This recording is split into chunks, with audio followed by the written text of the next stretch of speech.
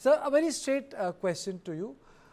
Do you think that a Rajasthan or a Chhattisgarh or a Madhya Pradesh sort of a thing can happen in Karnataka? Because this is happening very frequently now.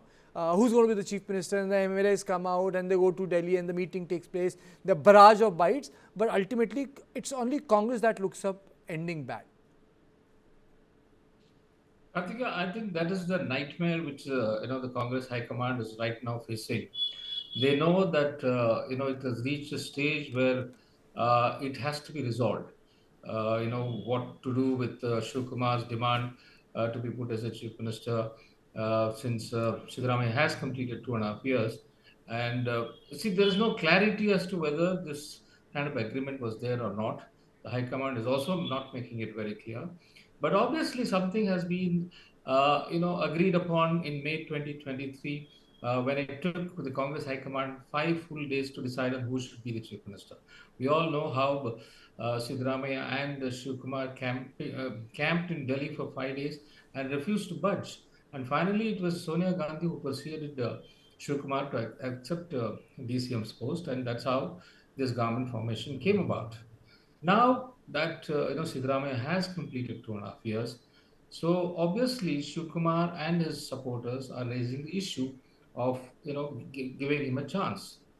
But I think the specter of 2023, when the Congress lost, those three important states, Rajasthan, Madhya Pradesh, and Chhattisgarh, has begun to haunt the Congress High Command. Very definitely so, because they lost all three states which was under their control. And remember what impact it had on the 2024 Lok Sabha elections. Imagine what would have been the scenario if the Congress state governments had not fallen in 23.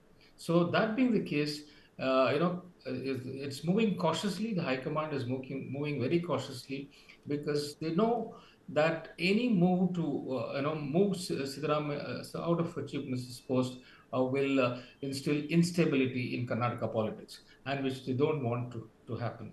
Okay, Vijay, your opening comments on this issue. Then I'll go, take elicit some specific responses from all of you.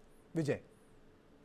Karthia, given the fact that, if you see the performance of Siddaramaiah in the last 2.5 years, the guarantee schemes, despite the financial crisis that the state had, is still being maintained. And that's something which certainly goes to the credit of Siddaramaiah that he's been able to deliver on these guarantees to the people.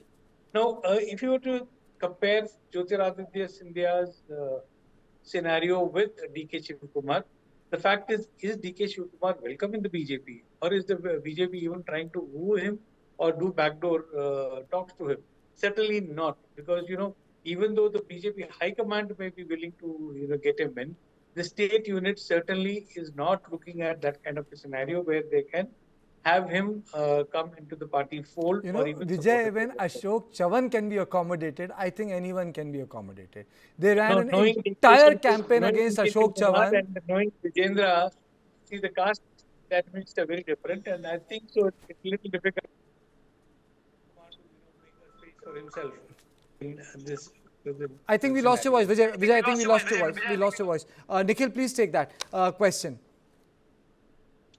So, Karthikeya, I do agree with Mr. Grover to quite an extent that neither the BJP state unit would want DK Shivakumar, nor DK Shivakumar, and more importantly, not DK Shivakumar would want to shift to the BJP. So far as these power tussles are concerned, I think you'd always see them in every single party that has a bunch of strong leaders. And I've been saying this for a very long time about Karnataka, that in Karnataka, Congress has a problem of too many. They have too many strong leaders, and obviously every leader and their supporters like to stake claim to the post of the chief minister. And it's not just DK Shivakumar. You have G. Parmeshwara, you have Satish Jattioholi, you have Zamir Ahmed, you have BK Hari Prasad. A whole bunch of leaders would want to be the chief minister if given the chance. Their supporting MLAs would want their leader to be the chief minister if given a chance. Can I just stop you for a minute? I'll remind you of one thing. When I started my career early, when I was given the Congress beat, a lot of people, senior, would say, in Madhya Pradesh, Congress has a problem of too many. I said, why?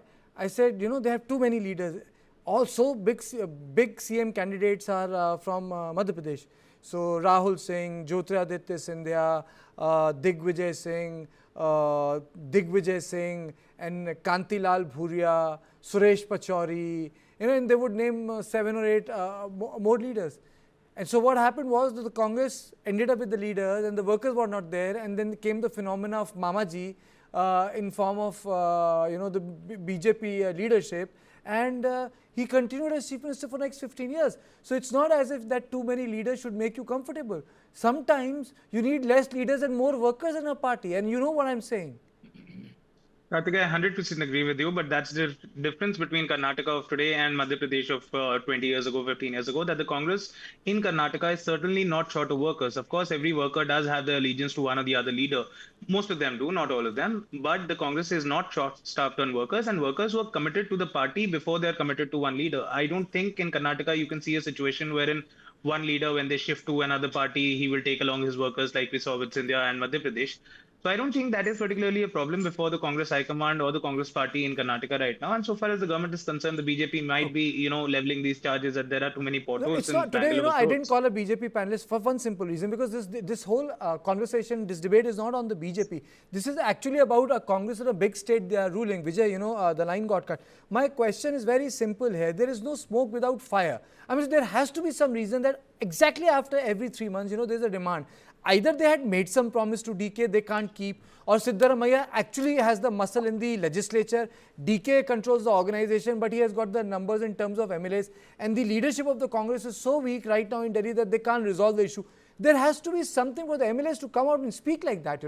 Look at Gujarat BJP. They end up changing everything once, twice, thrice. And you only come to know it, in evening that something is going to happen to, next day at 10 o'clock. And no one makes a statement. No one speaks about it. Well, see, Karthikeya, the BJP of today is what the Congress was during Indira Gandhi's time. That the High Command was so strong and powerful that, nobody could raise a voice against the High Command. But today, after especially the Bihar polls, where does the Congress High Command stand? Certainly, regional startups like Siddaramaiah and DK Shivakumar feel very powerful, because this is one of the states where, they have the government and they have the party machinery running from here very systematically. Now, certainly DK Shivakumar had been promised, is what I gather from some of the MLAs, that the 2.5-year thing. But given the fact that Rahul Gandhi's politics at the moment is of backward communities, he's been talking about Sabka Saath, Sabka Adhikar, and